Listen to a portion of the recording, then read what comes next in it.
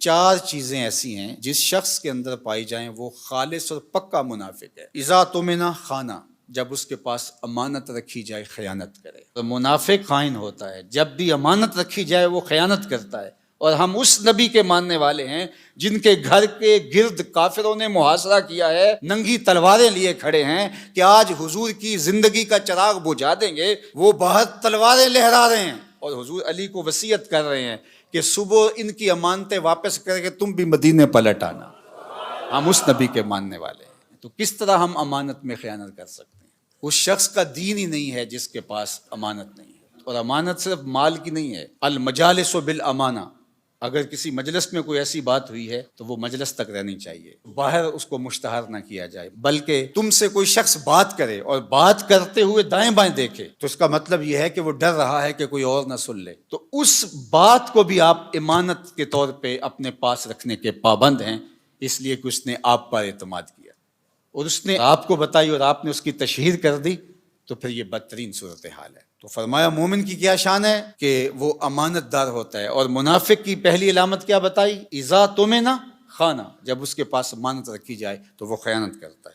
واذا حدث کذب، اور جب وہ بولتا ہے جھوٹ ہی بولتا ہے۔ مومن کا جھوٹ سے تعلق کیا؟ مومن تو سچ کا خوگر ہے، مومن کی زبان سے تو خیر پھوٹے گی، سچائی پھوٹے گی، جھوٹ کیسے پھوٹ سکتا ہے؟ اور ایک حدیث میں آیا، حضور نے فرمایا الا انبئکم باکبر الکبائر، میں تمہیں بڑے بڑے گناہوں کی خبر نہ دوں؟ جو بڑے گناہ ہیں ان میں بھی جو بڑے ہیں ان کی خبر نہ دوں؟ تو صحابہ نے کہا کیوں نہیں حضور، ارشاد فرمائیے۔ تو آقا کریم نے فرمایا الاشراک باللہ، اللہ کے ساتھ کسی کو شریک ٹھہرانا۔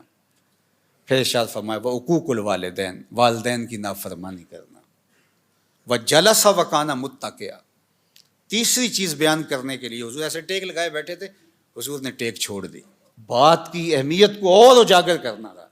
اور پھر حضور نے فرمایا الا وقول الزور، الا وقول الزور، الا وقول الزور، اور جھوٹ بولنا، جھوٹ بولنا، جھوٹ بولنا۔ پہلے تو ٹیک چھوڑی اور پھر حضور اتنی بار یہ لفظ بولا کہ صحابہ کہتے ہیں کہ ہمیں بار بار آ رہا تھا کہ حضور اب سکوت اختیار فرما لیں، ہمیں بات کی اہمیت کی سمجھ آ گئی، لیکن حضور بار بار کہتے تھے الا وقول الزور، الا وقول الزور۔ اور شہادت تو زور کے لفظ بھی ہیں، جھوٹی گواہی دینا اور جھوٹ بولنا، تو یہ جھوٹ اتنی بری بات ہے۔ اور ہم سمجھتے ہیں کہ یہ فن ہے، جھوٹ نہ بولیں تو سودا ہی نہیں بکتا۔ میں کہتا ہوں جاپان والوں کا کیسے بک جاتا ہے؟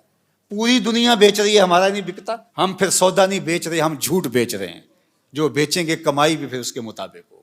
تو فرمایا جب بولے جھوٹ بولے، یہ منافق کی علامت بتائی گئی۔ وَإِذَا عَاهَدَ غَدَرَ، اور جب عہد کرے تو عہد کو توڑ دے۔ لا دین لمن لا عہد لہ، اس کا دین ہی نہیں ہے جس کا عہد نہیں ہے۔ ہمارے ایک ذمہ دار شخص نے یہ بات میڈیا کے سامنے کہی تھی کہ جو عہد ہے، وعدہ ہے، وہ کوئی قرآن و حدیث ہے؟ ہاں قرآن و حدیث ہے۔ لا دین لمن لا عہد لہ، جس کے پاس عہد کی پاسداری نہیں، اس کے پاس دین ہی نہیں ہے۔ اللہ اکبر، یہ دین ہے ہمارا۔ وَإِذَا خَاصَمَ فَجَرَ، اور فرمایا کہ جب وہ کسی سے لڑتا ہے، جھگڑا ہو جاتا ہے، کسی سے الجھاؤ بن جاتا ہے تو گالیاں بکنا شروع کر دیتا ہے۔